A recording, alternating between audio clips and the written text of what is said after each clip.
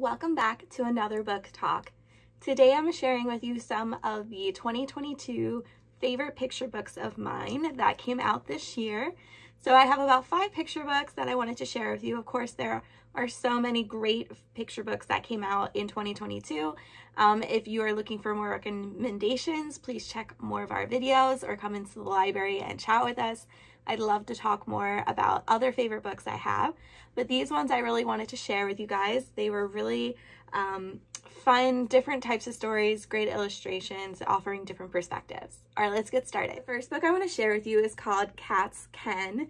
This is an adorable picture book. It's relatively short. It's about 2 siblings and their 2 pet cats, and it shows all the different things that you can do with your cats or what the cats can do at home. And it's very short sentences, great bright photos that really illustrate movement and what's happening in the story. And it's just a great fun story, especially for anybody who has pets or cats or knows what they can get up to and the trouble you can get into, or even just the trouble you can get into playing as well. So this is just a fun, bright, illustrated picture book that is just a great joy to read. The next book I want to share with you is called Poppy's House. This is a sweet story about a young girl who visits her grandfather, Poppy. He lives on an island, and it's reminiscent of the author's visits to her family in Newfoundland.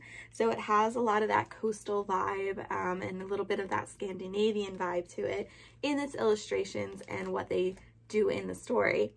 What I really love about this story is just the beautiful illustrations, but also the sweet story about the young girl interacting with her grandfather. It's very outdoor specific, so it's going to feature a lot of illustrations about nature, different activities they do while they are outside.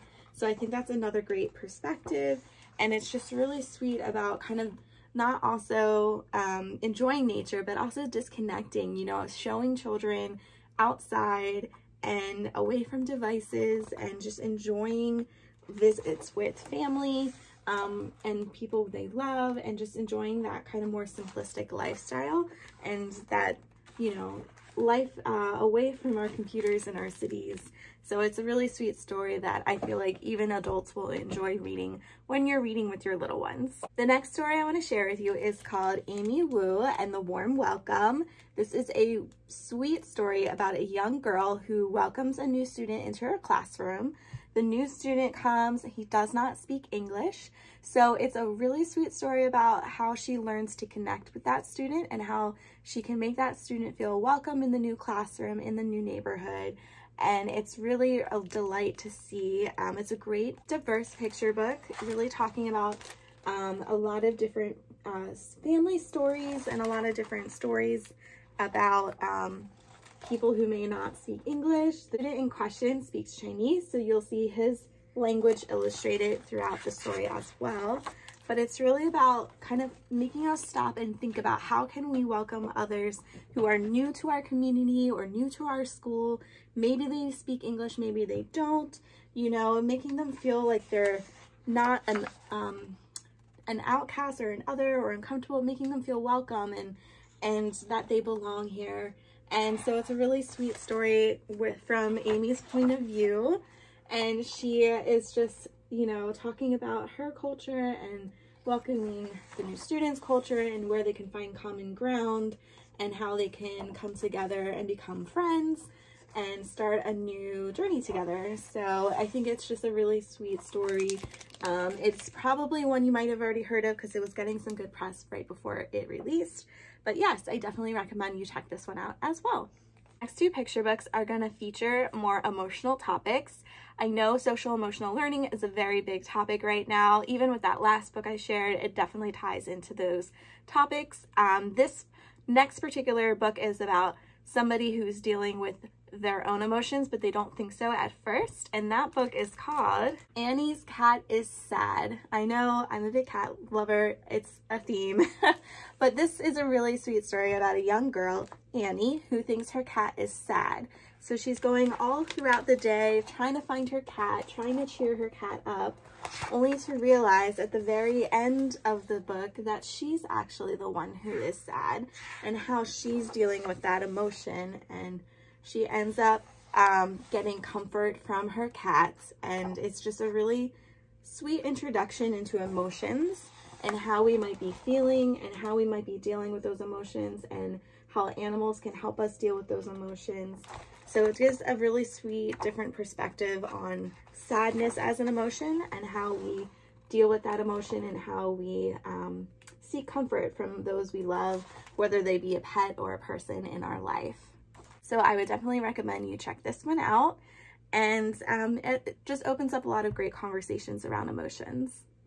So the last picture book I'm going to share with you is called The Garden We Share. This is a very sweet story about a young girl who befriends an older woman, and they learn about gardening together, planting seeds, taking care of something within their community. And you get to see the young girl interacting with the older woman and her friends and the community. She gets to share stories and experiences, and they get to learn how to grow and plant seeds and grow a garden and how to harvest the garden and take care of the garden. But then it kind of starts talking more about that emotional aspect, like I had mentioned before, in that the older woman that she has befriended and who taught her how to garden and take care of the garden, she actually ends up passing away during the story. So it's a book about not only gardening and friendship and multi-generational, but it's also a story about loss. So as the seasons change, you can see that they're still developing their relationship, but then the older woman gets sick, and then eventually you learn that she is no longer with her, but you can see her friends are comforting her the young girl, and it's all about dealing with loss and the cycles of life and how you can continue on doing something you love with that was with that person, like in their memory. So it's a really, really touching story, not only about gardening and life and plants and befriending different generations, but also talking to your little ones about loss and how people in their lives might not always be with them in the physical sense. So it really kind of allows you to start opening up those conversations, which is why I really, really loved this story as one of my 2022 picks for the year.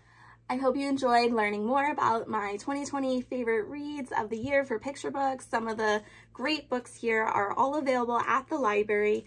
If you're interested in learning more, I have a long list, so feel free to stop in and I will gladly talk to you more about some of my other favorite picture books from the year.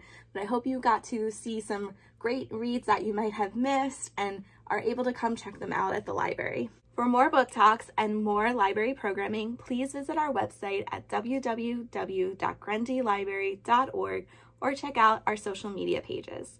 Thank you so much for being with me here today, and I can't wait to see you for our next book talk. Goodbye.